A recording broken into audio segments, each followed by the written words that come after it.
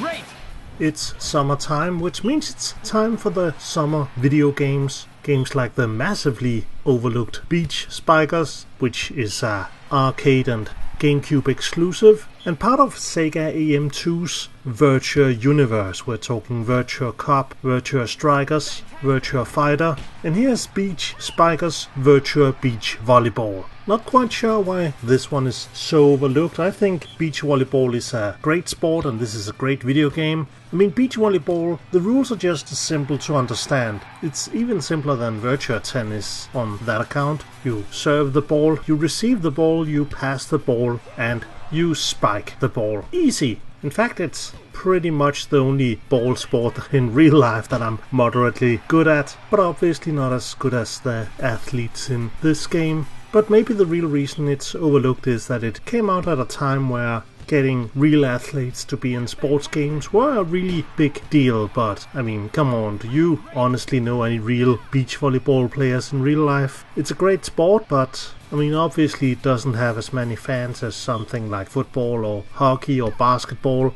But one thing they did get in this game is plenty of branding. You got both Pringles and Coca-Cola. I'm pretty sure I also saw a copyright notice for Nissan somewhere in the game. But branding was also really in vogue with Sega back in the day. This came out right along the same time as Crazy Taxi did, and that game is of course filled with real world trademarks like Levi's and Pizza Hut and Kentucky Fried Chicken. Maybe this is also the reason why we haven't seen a sort of remaster for modern consoles.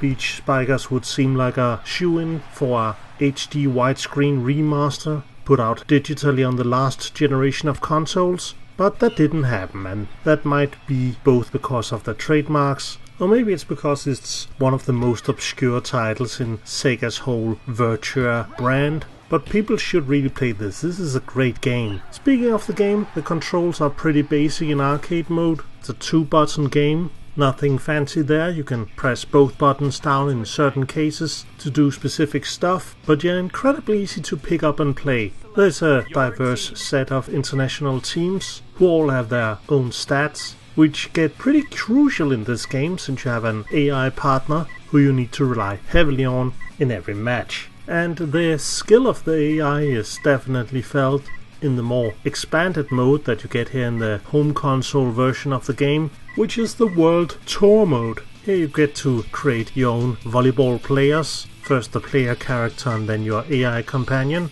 And your AI companion starts out really weak, and you need to assign them skill points for various stats to build them up. And for every match you win or lose, you get allotted a small portion of skill points, which makes you able to build your partner up over time. Since it wasn't an option in the arcade mode, but it was here in the World Tour mode, I decided to make a team from Denmark, my home country, and I opted here for the traditional skin colors of the Danish summer skin, 2 red or 2 white, which actually matches our national flag, and which you can observe all over the Danish beaches at this time of year. So like a perfect fit for the game. Now, since your partner stats are so low and the enemies are so fierce at the start of the World Tour, it's not really much fun to play as you just get steamrolled. But after a while you kinda slowly start to get a hang of it. Ever so often between court changes you also get a chance to praise or scold your partner,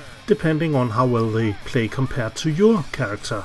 And what this does is to build up your teamwork gauge. And the higher your teamwork gauge is, the more bonus skill points you get at the end of the match. As for other modes, well, since the GameCube out of the box is a console that supports up to 4 controllers, there's a bunch of 1 to 4 player minigames. First of all, you can play just some regular Beach Spikers, beach volleyball if you want to do that. But there's also stuff like beach flags, where 4 girls compete against each other to see who can run up and capture the flag first. It's basically just mashing a button and pressing another button to jump, so pretty basic. A bit more fun to look at is Beach Countdown, and this is like your traditional beach volleyball mode, but instead the volleyball is actually a bomb. And the bomb starts with a set number of points that goes down 1 to 3 points, depending on the button combination you press when you receive it and put it back over the net. And the side it lands on when it reaches 0, well, they blow up and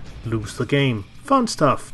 The final one is Beach PK or Beach Penalty Kick, which doesn't make much sense as you use your hands, but whatever. It works the same way as football penalty kick, where one team has to try and knock the ball into a zone, and the receiving end simply has to knock it out of the zone, prevent the ball from landing at all.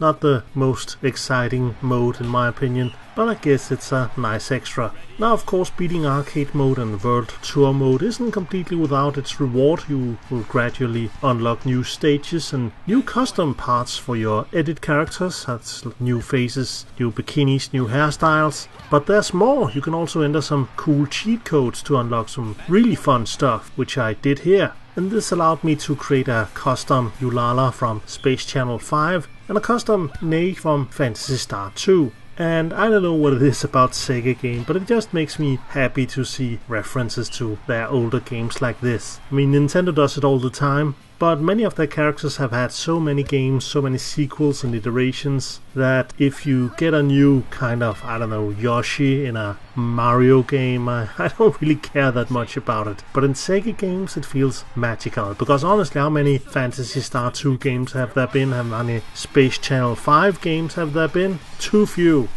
Way too few. But yeah, Beach Bikers comes highly recommended from me for just a great summer game experience. It's easier to beat the heat with a game that doesn't have a too steep learning curve, and also has some nice vibrant colors and great music and just a ton of things that really invoke that summer spirit. So if you have a GameCube or another way to play GameCube games, check this one out. As always, I want to thank you for watching, thank you for subscribing, and an extra big thank you to all my Patreons who are supporting my channel with as little as $1 a month, which you can too by following the link below the video. Take care and have a great summer.